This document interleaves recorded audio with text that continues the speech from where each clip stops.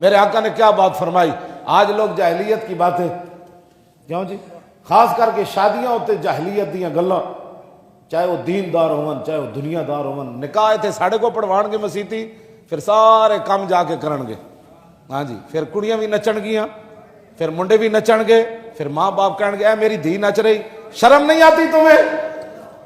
ڈوب مرو گٹر میں منہ ڈالو، کلمہ حضور کا پڑھ کے اپنی بیٹیوں کو ناچتا ہوا دیکھتے ہو، بھانجیوں کو اور اپنی بھتیجیوں کو ناچتا ہوا، یہ شادیاں تم کر رہے ہو، اور پھر کہتے ہو کہ جناب وہ افغانستان ہمارے ہاتھ میں چلا گیا، وہ گنجے ہمارے اوپر مسلط ہیں، تو تمہارے اوپر اور کون عمر بن عبدالعزیز آئے گا؟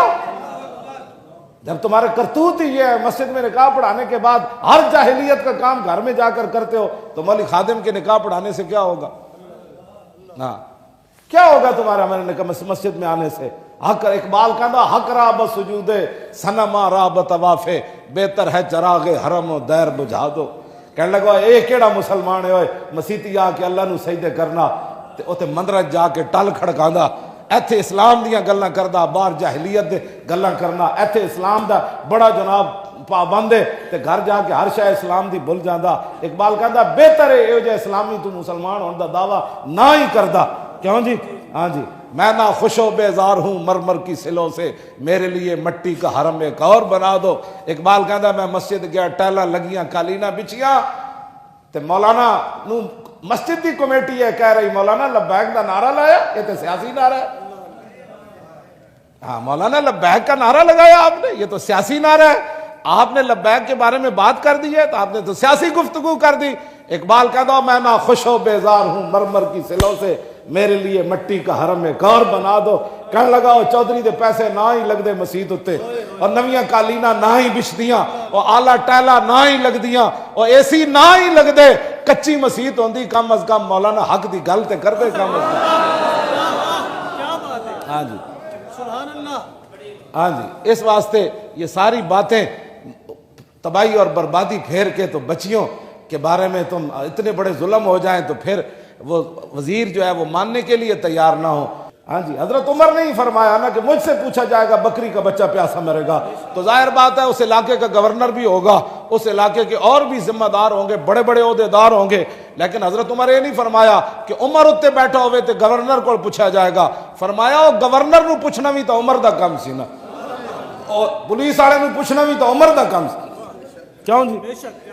بس اتنی بات ہے۔ جے گورنر حضرت ابو موسیٰ اشعری جناب او دربان رکھ لون تے جڑے طائف آون وہ ذاتی سمجھتے حضرت عمر بلا لون، فرمایا کی گل کر دے ہو، اے طائف تے سرکاری ہو دن، انہیں کہ فرمایا انہیں لوگ مینو دے دن، فرمایا اچھا۔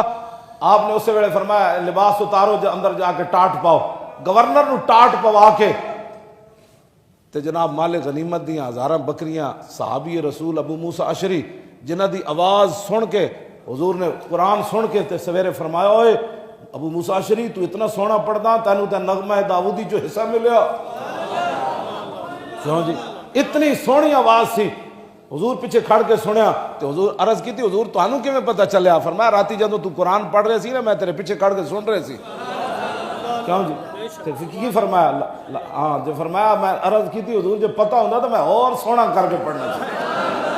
اتنی شانہ دے مالک ابو موسیٰ اشعری، لیکن گل جدوں شریعت دی آئی یہ تو کہتے نہیں جی وہ حضرت صاحب دا یہ کوئی راز ہونا ہے جڑی داڑھی نہیں رکھی ہوئی، ہاں وہ حضرت صاحب دے صاحبزادے نے جڑی داڑھی منائی ہے نا یہ بھی کوئی راز ہونا ہے، اور میں آکھا اتھے کوئی راز نہیں۔ حضرت عمر نے کیا صحابی رسول ہومن تے جنہ دا قرآن سن کے حضور خوش ہومن، جدوں گل شریعت دی آئی تے گورنری تو لا کے ٹاٹ دا لباس پوا کے ہزارہ بکریاں اگے لائیاں، فرمایا جاؤ جا کے چراؤ۔ ابو موسیٰ اشعری تھوڑی دیر واسطے توقف کیتا تے حضرت عمر تاریخی گل کی تھی، فرمایا تواڈے پیو دادے یہی کام کردے سن، ہاں یہ تے حضور دی وجہ تو سارا کچھ ملیا۔ ہاں جی